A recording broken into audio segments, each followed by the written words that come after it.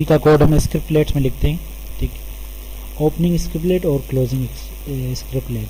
Opening में हम अगर यहाँ पे डायरेक्ट PHP का कोड लिखेंगे तो वो एग्जीक्यूट नहीं होगा।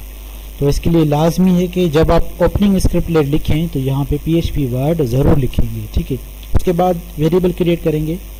दो मैं वेरिएबल्स क्रिएट करता हूँ। जब मैं वेरिएबल क्रिएट करूँगा तो $साइन ज़रूर यूज़ करूँगा। ठीक है, अदरवाइज वेरिएबल क्रिएट नहीं होगा। ठीक है, दूसरा वेरिएबल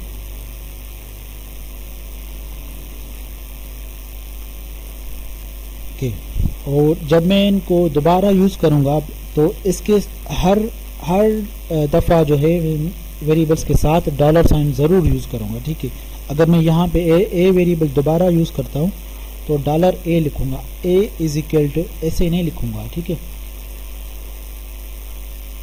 अगर A को मैंने वैल्यू देनी है तो A इस तरह नहीं लिखूँगा, इसके साथ मैं डॉलर ज़रूर लिखूँगा। ठीक है, इसके बाद B को मैं जब वैल्यू दूंगा तो उसके साथ भी मैं $साइन ज़रूर यूज़ करूँगा। ठीक है, अदरवाइज कोड एग्जीक्यूट नहीं होगा।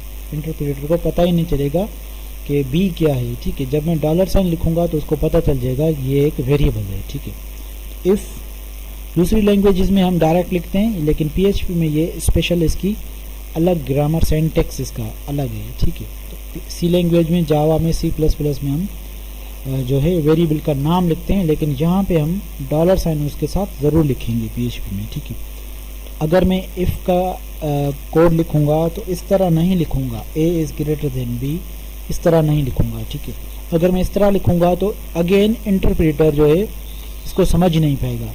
A को जब मैं यूज़ करूँगा तो इसके साथ $साइन ज़रूर यूज़ करूँगा, जब B को यूज़ करूँगा तो इसके साथ भी $साइन ज़रूर यूज़ करूँगा। ठीक है, और अच्छा, जब ये कंडीशन ट्रू होगी तो इस इफ़ का जो है ब्लॉक एग्जीक्यूट होगा। ठीक है, और अगर ये कंडीशन फॉल्स है तो फिर क्या एग्जीक्यूट होना चाहिए, तो उसके साथ हम एल्स यूज़ करते हैं, जैसे कि मैंने बताया था।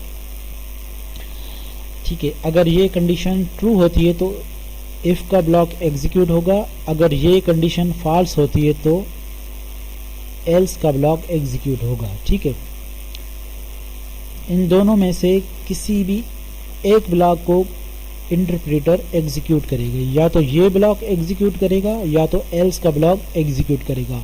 डिपेंड करता है कंडीशन पे। अगर ये ट्रू है तो सिर्फ ये ब्लॉक होगा एग्जीक्यूट, अगर ये फॉल्स है तो ये ब्लॉक एग्जीक्यूट होगा, ये ब्लॉक एग्जीक्यूट नहीं होगा इफ़ का। ठीक है, तो इस ब्लॉक में मैं मैसेज प्रिंट करा देता हूँ, इको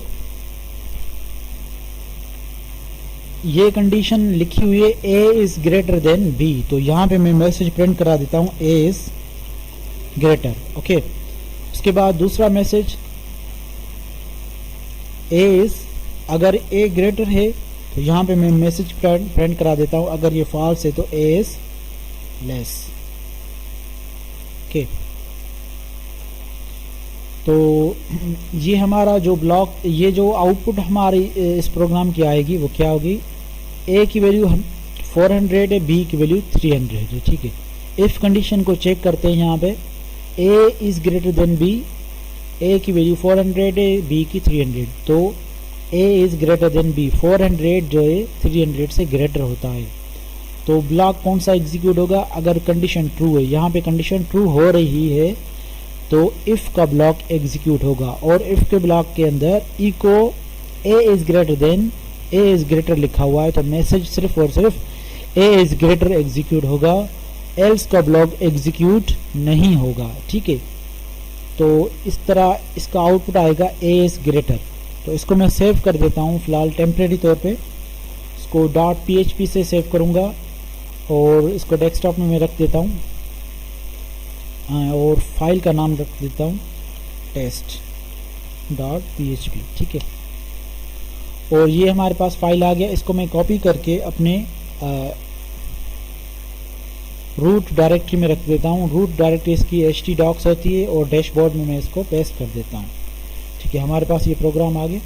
अच्छा, इसकी पाथ जो है मैं कैसे लिखूँगा, लोकल होस्ट, उसके बाद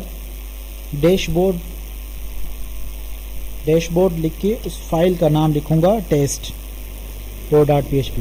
तो मैंने बताया था A इज़ ग्रेटर आउटपुट आएगा। देखें तो यहाँ पे एरर आ रहा है क्योंकि यहाँ पे मैंने कुछ मिस्टेक्स किए, जैसे कि यहाँ पे मैंने सेमी कॉलन नहीं दिया हुआ, तो ये मुझे एरर दे रहा है कि यहाँ पे सेमी कॉलन होना चाहिए। और अब मैं इसको रिफ्रेश कर देता हूँ। इसके बाद एक और भी यहाँ पे एरर है कि आई थिंक, अच्छा ये मैं चेंजेस जो कर रहा हूँ डेस्कटॉप के फाइल में कर रहा हूँ, ठीक है।